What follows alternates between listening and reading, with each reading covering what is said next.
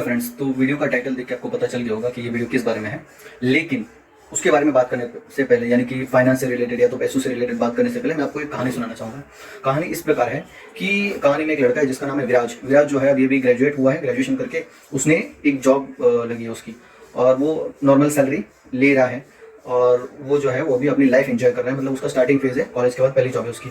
उसके घर में उसके फादर हैं, उसकी मम्मी है, उसकी छोटी बहन है और उसके दादी हैं। और वो जो है वो उसके फादर कमाते हैं, यानी कि वो भी जॉब करते हैं, उसकी भी अच्छी खासी सैलरी है। और होता यूँ है कि पहली सैलरी मिलने के बाद ही विराज जो है वो फ़ोन ले लेता है, 1 लाख रुपए का आईफोन ले लेता है। और वो भी लेता है लोन के ऊपर, यानी कि उसकी जो सैलरी आएगी उससे वो लोन उसका भरेगा, क्योंकि उसको घर में देने की ज़रूरत नहीं, क्योंकि उसके पापा जो है वो अर्निंग करते हैं।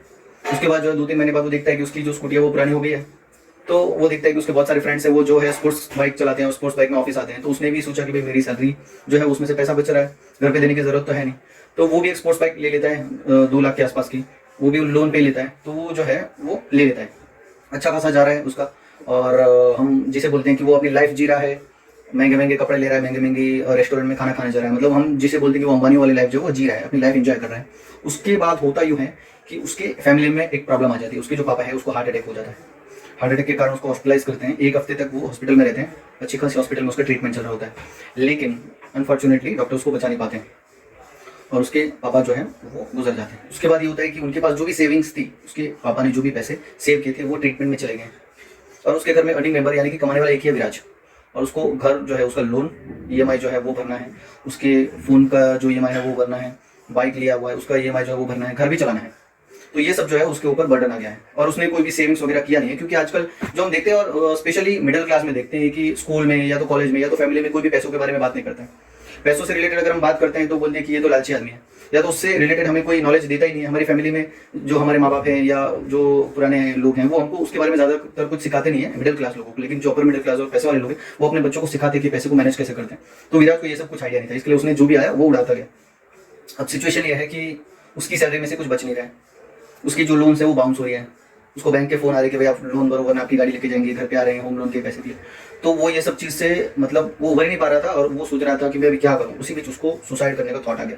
वो सुसाइड करने के बारे में सोच ही रहा था कि उसके एक फ्रेंड का फोन आ गया और फ्रेंड ने पूछा कि भाई तू कैसा है, मुझे पता चला तेरे फादर के बारे में। तो वो फोन पे रोने लगा। फोन पे रोने लगा तो उसका दोस्त समझ गया कि कुछ तो टेंशन में है बड़ी, तो मैं उसको मिलता हूँ। वो फोन कट करके तुरंत उसका दोस्त उसे मिलने आ गया। उसने सारी चीज़ें बताई। उसका जो फ्रेंड है वो बहुत ही समझदार है, उसको पता था कि इसको कैसे टैकल करना है, ये जो सिचुएशन में कैसे बाहर निकलना है। उसने अपनी कंपनी में बात की, विराज की कंपनी में, कि भाई ये जो लड़का है इसको प्रॉब्लम है, उसकी अर्निंग जो है वो अकेला अर्निंग मेंबर है। तो उसकी कंपनी वालों ने लोन दिया, जो कि वो सैलरी में से थोड़ा थोड़ा करके रीपेमेंट होगा। उस लोन से उसने बाइक का या फोन का बिल पेमेंट कर दिया। भाई उसके पास जो सैलरी है उसमें घर चलाना है और होम लोन करनी है, बस यही करना है। और धीरे धीरे उसने समझ गया कि मुझे खर्चे कम करने हैं, तो उसकी जो लेविश लाइफस्टाइल थी वो कम कर दी। उसने बाहर खाना कम कर दिया, उसने अपनी जो उड़ाऊ आदतें थी वो कम कर दी। और उसने देखा कि मेरा जो खर्चा है अननेसेसरी कहाँ पे हो रहा है, जहाँ पे जरूरत नहीं वहाँ पे खर्चा कट कर दिया। और उस वजह से वो जो है 6 महीने 1 साल में उभर पाया। 1 साल बाद उसकी सैलरी भी बढ़ गई, उसका लोन भी रीपेमेंट हो गया और वो अभी जो है वो सेविंग के मूड में आ गया। मतलब वो अभी पैसा सेव कर सकता है।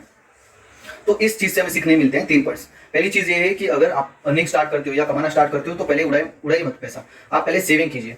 आपकी जितनी भी सैलरी है उसका 10% आपको मिनिमम हर महीने सेव करना चाहिए। आपकी अगर 10,000 सैलरी है तो भी सेव करना चाहिए, अगर आपकी 1 लाख सैलरी है तो भी करना चाहिए। अभी कुछ लोग बोलेंगे कि भाई 10,000 में या 15,000 में या तो 20,000 में सेव नहीं होता, मतलब मेरे खर्चे इतने, लेकिन आप कर सकते हो। आपको भी पता है, आप ट्राई करोगे तो कर सकते हो। दूसरी चीज ये है कि आपको इंश्योरेंस लेना जरूरी है। हेल्थ इंश्योरेंस है या तो टर्म इंश्योरेंस है, वो लेना जरूरी है, क्योंकि जो विराज के साथ हुआ है वो किसी के भी साथ हो सकता है। तो वो चीज के बाद जो है हम उसको उसमें से बाहर निकले, इसके लिए आपको इंश्योरेंस लेना जरूरी है। और तीसरी चीज है कि अगर आपके पास पैसा है तो आप उसको सेव कीजिए खराब टाइम के लिए। आपका टाइम ऐसा नहीं कि अभी चल रहा है अच्छा तो अच्छा ही चलेगा, कभी भी कुछ भी हो सकता है। तो उसके लिए आप सेव कीजिए और जो है आप फाइनेंशियल चीजें सीखिए, आप पर्सनल फाइनेंस के बारे में या तो शेयर मार्केट के बारे में या तो पैसों के रिलेटेड आप बुक पढ़िए, वीडियोस देखिए और सीखिए। तो ये 3 पॉइंट्स है, इसके ऊपर मैं आपको ये कहानी